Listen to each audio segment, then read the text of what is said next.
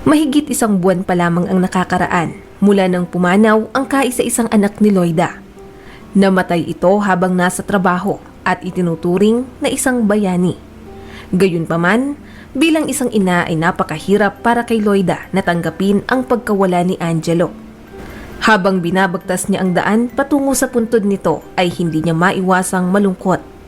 Sinisisi niya rin ang sarili kung bakit pumayag siyang ilibing ang katawan ni Angelo sa bayan. Sana pala, doon na lamang ito inilibing sa kanilang lugar, katabi ng puntod ng kanyang asawa. Ang parehong lugar kung saan niya gustong mailibing kapag siya ay pumanaw na rin. Ngayon ang ika-40 araw mula nang pumanaw si Angelo. At ang dahilan kung bakit siya doon inilibing ay dahil doon sa bayan nakatira ang kanyang asawa. Pero wala naman silang anak. Si Cristel ay maganda, matalino at nagmula sa may kayang pamilya. Noon, iniisip ni Loida na si Angelo at Cristel ay talagang nakatadhana para sa isa't isa. Ngunit sa mismong libing ni Angelo ay doon niya napagtanto na mali pala ang kanyang inaakala. Ni hindi man lang umiyak si Cristel noong inilibing ito. Kung hindi dahil sa kanyang itim na damit ay marahil walang maniniwala na nawalan siya ng asawa. Sa halip na magluksa ay panay pa ang reklamo ni Cristel sa burol. Halatang halata sa kanyang kilos at pananalita na sayang lamang ang oras niya roon. Pagkalibing na pagkalibing kay Angelo ay agad ring umalis si Cristel ni hindi man lang siya nagpaalam sa biyanan. Si Angelo ay nasawi dahil sa sunog sa warehouse na mismong pagmamay-ari niya. Sinagip niya ang ilang trabahador na natrap sa loob ng warehouse. Ngunit sa kasamaang palad, si Angelo at ang 3 niya pang kasamahan ay nasawi matapos makalanghap ng maraming usok mula sa mga nasusunog na kemikal. Nadala pa siya sa ospital pero huli na ang lahat. Dahil sa pangyayaring iyon ay itinuturing siyang bayani ng mga tao sa kanilang lugar. Habang naglalakad si Loida ay naaalala niya ang mga kabutihang ginagawa ni Angelo simula noong bata pa ito. Madalas niyang iuwi ang mga aso at pusang nadadaanan sa kalye upang pakainin. Tinutulungan niya rin sa pagdidilig at ibinibili ng grocery ang mga matatandang kapitbahay. Masipag rin siyang maglaba at magluto, isang bagay na ipinagpapasalamat ni Loida. Noong nabubuhay pa ang kanyang asawang si Nestor ay palagi nilang sinasabi kay Angelo na ang pagtulong sa kapwa ng walang hinihinging kapalit ay gagantimpalaan ng Diyos sa tamang panahon. Naisip rin nila na baka maging isang doktor o veterinaryo si Angelo.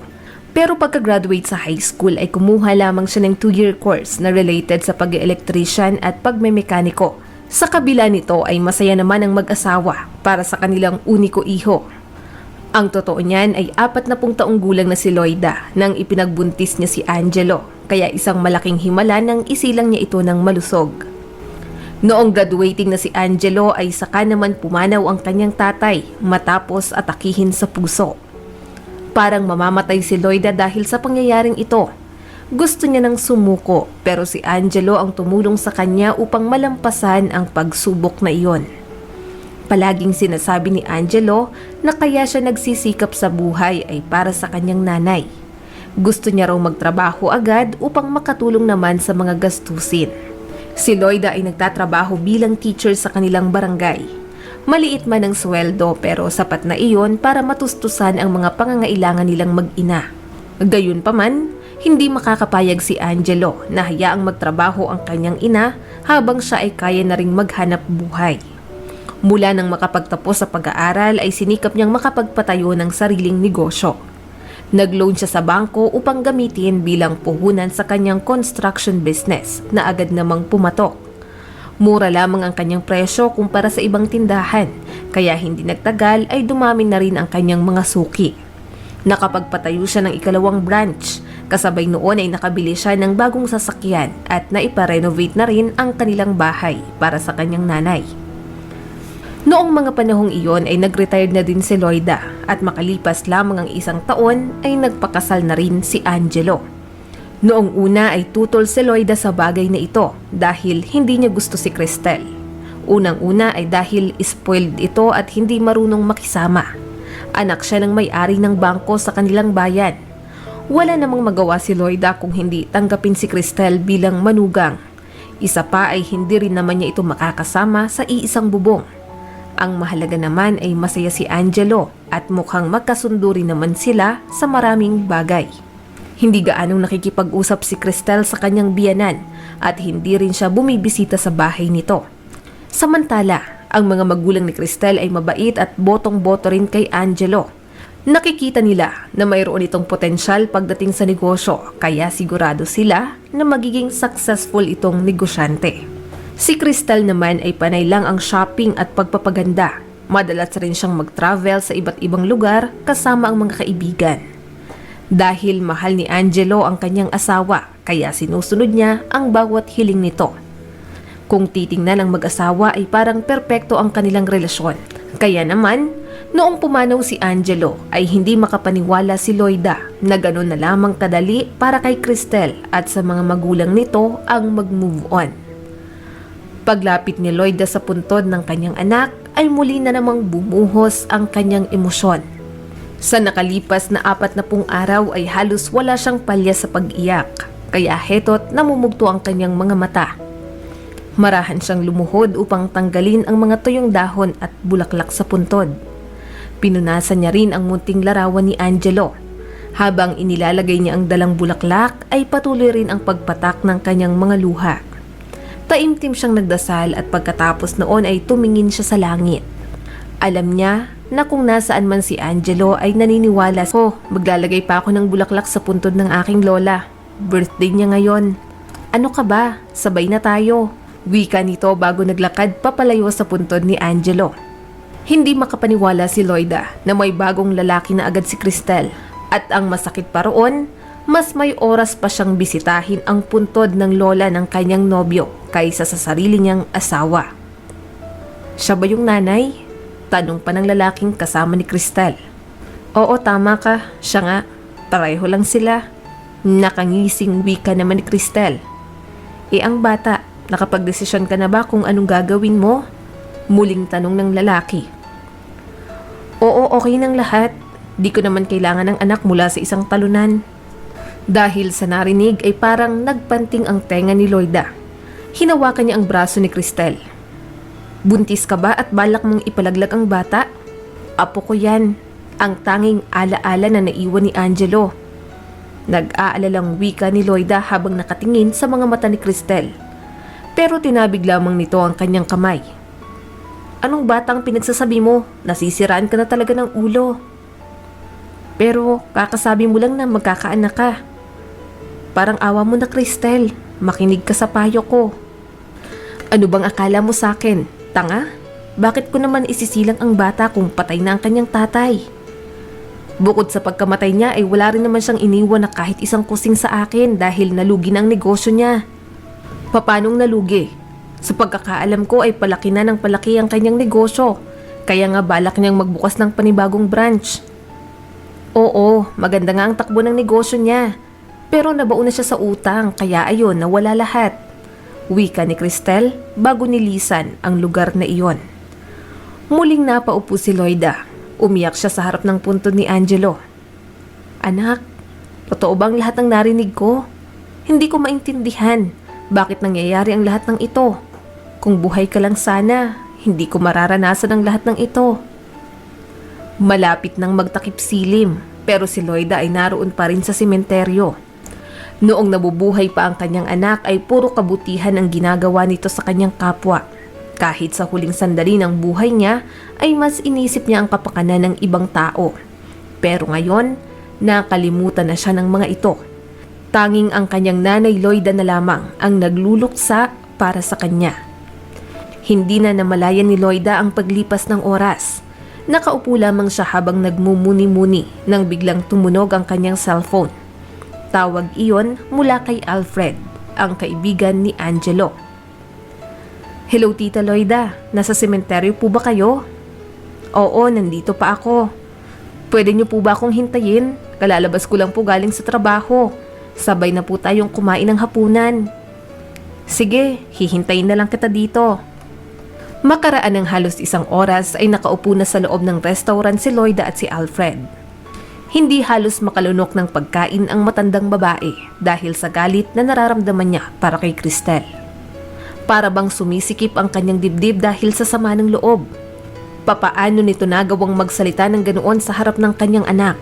At ano ang sinasabi niya tungkol sa bata? Napagpasyahan ni Loida na ikwento kay Alfred ang mga pangyayari kanina sa sementeryo. Nakinig naman si Alfred bago napabuntong hininga. Ipinagtapat niya na rin ang lahat ng nalalaman tungkol sa negosyo ni Angelo. Totoo po na mayroong problema si Angelo sa negosyo. Ilang buwan na rin ang nakakaraan mula nang makatanggap siya ng low quality materials mula sa mga supplier. Yung iba ay may damage pa. Maraming problema noon lalo na sa pera. Pwede naman sana siyang humingi ng tulong sa tatay ni Cristel pero tumanggi ito. O dahil na rin nag-file ng divorce si Cristel. Nahuli kasi siya ni Angelo na mayroong ibang lalaki. At nagkataon pa na ang lalaking iyon ay anak ng kaibigan ng tatay ni Cristel. Kawawa naman ang anak ko, bulong ni Loida. Bakit hindi niya sinabi sa akin ang lahat ng ito? Alam kong matatag si Angelo pero sana nagkwento siya para kahit papano ay maibsan ang lungkot niya. At ano palang alam mo tungkol sa bata? Muling tanong ni Loida. Matagal na pong gusto ni Angelo na magkaroon ng anak. Pero ayon kay Cristel ay hindi pa siya handa na maging isang ina. Kaya napagkasunduan muna nila na kumuha na lamang ng surrogate mother. Si Angelo ang bahalang gumastos sa lahat. Nakakita naman sila ng babae na pumapayag na ipagbuntis ang magiging anak nila. Noong una ay okay naman ang lahat hanggang sa nagkaroon ng problema. Nagkaroon ng mismanagement sa negosyo. Pagkatapos ay nagloko pa itong si Cristel. Nagkaroon siya ng kabit pero wala namang pakialam si Angelo dahil mas importante sa kanya ang magkaroon ng anak. E ano naman ang nangyari sa babaeng pumayag na magbuntis? Tanong ni Loida. Huwag po kayong mag-alala. Sa pagkakaalam ko po ay itinuloy niya ang pagbubuntis. Maliban na lang kung ano? Maliban na lang kung sabihin ni Cristel na huwag nang ituloy ang pagbubuntis. Sa pagkakaalam ko ay mayroong karapatan si Cristel dahil iyon ang nakasaad sa kontrata. Wala naman akong karapatan na mangialam sa bagay na iyon kaya hindi ko na po sinabi sa inyo, tita. Alfred, parang awa mo na. Tulungan mo akong mahanap ang babaeng yon. Alam kong kilala mo siya. Opo, ilang beses ko na rin siyang nakita noong mga panahong sinasamahan siya ni Angelo sa UB. Alam ko ay lumaki siya sa bahay ampunan. Jennifer po ang kanyang pangalan at sa natatandaan ko ay mayroon na siyang anak na babae. Huwag po kayong mag-alala, hahanapin ko siya para sa inyo, wika ni Alfred. Kinabukasan, personal na pinuntahan ni Alfred ang klinik kung saan nagpapacheck up si Jennifer. Tamang-tama naman ang punta niya dahil naroon ang doktor nito. Doon ay natuklasan niyang gusto raw ipalaglag ni Cristel ang sanggol sa sinapupunan ni Jennifer kahit na 6 na buwan na ito. Tumanggi naman ang doktor dahil delikado na para sa bata at pati na rin kay Jennifer. Dahil dito ay sinabi ng doktor na ipapaampun na lang kaagad ang sanggol pagkalabas nito. Ngunit sa parehong araw na iyon ay umalis din si Jennifer at hindi na muling nakita o nakontak pa. Umalis siya sa nirerentahang apartment. Ikinansel ni Cristel ang kontrata at wala na rin siyang balak na hanapin pa si Jennifer. Si Alfred naman ay gumawa ng paraan, alang-alang na lang sa yumao niyang kaibigan. Kumuha siya ng investigador at makaraan ng halos 3 linggo ay nakatanggap sila ng magandang balita. Si Jennifer pala ay nakitira muna sa kanyang kaibigan upang matakasan si Cristel. Hindi na nag-aksaya pa ng oras si Loida. Pinuntahan niya si Jennifer. Sa tapat ng bahay ay naglalaro doon ng isang batang babae na nasa 5 taong gulang na. Nandyan ba ang mama mo? Tumango-tango naman ang batang babae bago tumakbo papasok sa loob ng bahay. Makaraan lamang ang ilang minuto ay lumabas ang isang sexing babae. Napahawak si Loida sa kanyang dibdib dahil sa lungkot. Iniisip niya na marahil ay ipinalaglag na ni Jennifer ang bata. Ikaw ba si Jennifer? Mahinahong tanong ni Loida. Hindi ako si Jennifer. Bakit mo siya hinahanap? Nagpaliwanag naman si Loida. Ayon sa babae, umalis lang daw si Jennifer dahil mamamalengke. Pasensya na kung hindi ko kayo magawang papasukin sa loob. Medyo makalat lang, wika ng babae. Sige, okay lang. Hintayin ko na lang siya dito sa labas. Makaraan ang mahigit 15 minuto ay natanaw na ni Loida ang buntis na babae. Hirap na itong maglakad dahil sa laki ng tiyan, tapos may bitbit pang mga pinamili. Sa kabilang kamay ay akay niya naman ng isang batang babae na kasing edad ng bata na naroon sa labas ng bahay. "Ikaw ba si Jennifer?" tanong ni Loida habang papalapit ang buntis na babae. "Oo, ako nga. At sino naman ho kayo?" "Ako si Loida, ang nanay ni Angelo." "Bakit ho nandito kayo?" "Di ba sinabi ko nang hindi ko ipapalaglag ang batang nasa sinapupunan ko? At lalong wala akong balak na ipaampun siya." Nanginginig na wika ni Jennifer. "Iha, maraming salamat dahil hindi ka nakinig kay Cristel. Mabuti na lamang at nahanap ka namin. Gusto ko lang na malaman mo na nandito ako para tulungan ka. Kung ayaw mong palakihin ang bata ay pwede ko naman siyang kunin. Hindi ko po ibibigay ang anak ko kahit na kanino." Pabulong na wika ni Jennifer. "Pwede ba talaga kitang pagkatiwalaan?" Paniniguro pa nito. "Oo naman," wika ni Loida bago kinuha ang mga dala ni Jennifer. "Malapit ka ng mga anak pero nagbubuhat ka pa rin ng mabibigat. Hindi ba ito makakasama sa'yo?" "Wala naman po akong choice. Si Pamela po ang may-ari nitong bahay. Sabay kaming lumaki sa bahay ampunan. Mabuti na lang at pumayag siyang makitira ko dito pansamantala." Pagpasok nila sa loob ng bahay ay doon ikinuwento ni Jennifer ang lahat. "Noong makaalis ako sa bahay ampunan ay nagtrabaho ako bilang kusinera sa bakery. Doon ay may nakilala akong lalaki.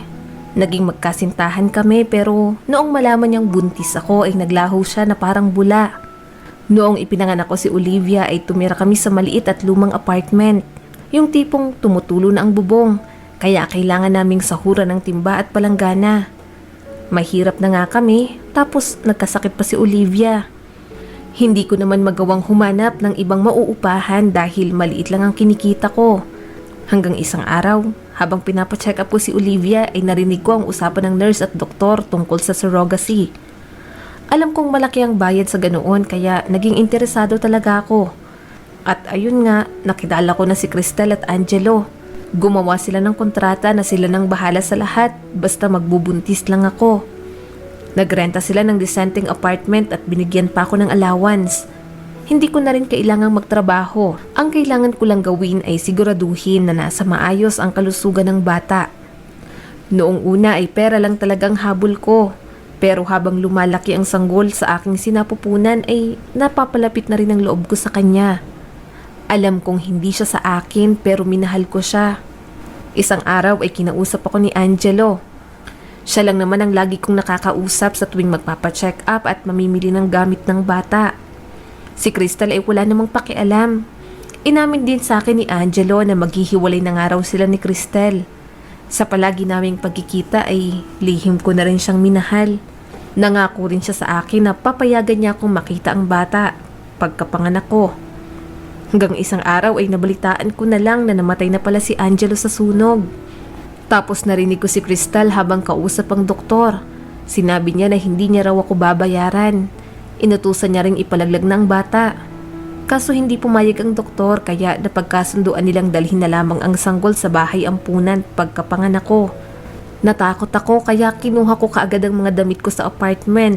Habang nasa istasyon ako ng tren ay aksidente kong nakita si Pamela. Hindi kami magkaibigan pero kinapalan ko na talagang mukha ko na makiusap sa kanya. Dahil may pinagsamahan naman kami kahit papano kaya pumayag siyang patirahin ako dito. Pero sa isang kondisyon, magtatrabaho ako bilang kasambahay. Wala naman akong choice kaya pumayag na lang ako. Pero alam kong palalayasin niya rin ako dito kapag nanganak na ako dahil magiging pabigat na rin ako sa kanya. Sa totoo lang ay natatakot ako kung paano na kami ng mga anak ko. Siguradong sa lansangan kami titira. Huwag kang mag-alala, Jennifer. Tutulungan kita. Malaki ang bahay ko at malawak ang bakuran. Wika ni Loida. Seryoso po ba kayo? Hindi niyo naman po ako kaano-ano. Ano ka ba naman? Ikaw ang nanay ng aking apo. Ibig sabihin ay parte ka na ng pamilya. Noong araw ding iyon ay magkakasamang nilisa ni Loida, Jennifer at Olivia ang bahay na iyon. Makalipas ang ilang buwan, Isinilang ni Jennifer ang malusog na sanggol na lalaki. Paminsan-minsan ay dumadalaw si Alfred hanggang napalapit ang loob nila sa isa't isa. Hindi naman tumutol pa si Loida dahil alam niyang mabuting tao si Alfred. Isa pa ay mas mabuti na yung may kikilalaning tatay ang mga apo niya. Isang araw, habang kumakain sila ng hapunan ay naikwento ni Alfred ang nangyari kay Cristel at sa nobyo nito. Nabuntis raw si Cristel pero sa iba nagpakasal ang lalaki. Ni hindi siya sinusustentuhan at ang masakit pa roon, itinanggi nito na siya ang tatay ng bata. Maraming salamat sa patuloy na panonood sa aking munting channel. Kung nagustuhan mo ang videong ito ay huwag mong kalimutang mag-like and subscribe at pakipindot mo na rin ang notification bell para updated ka sa mga susunod nating video.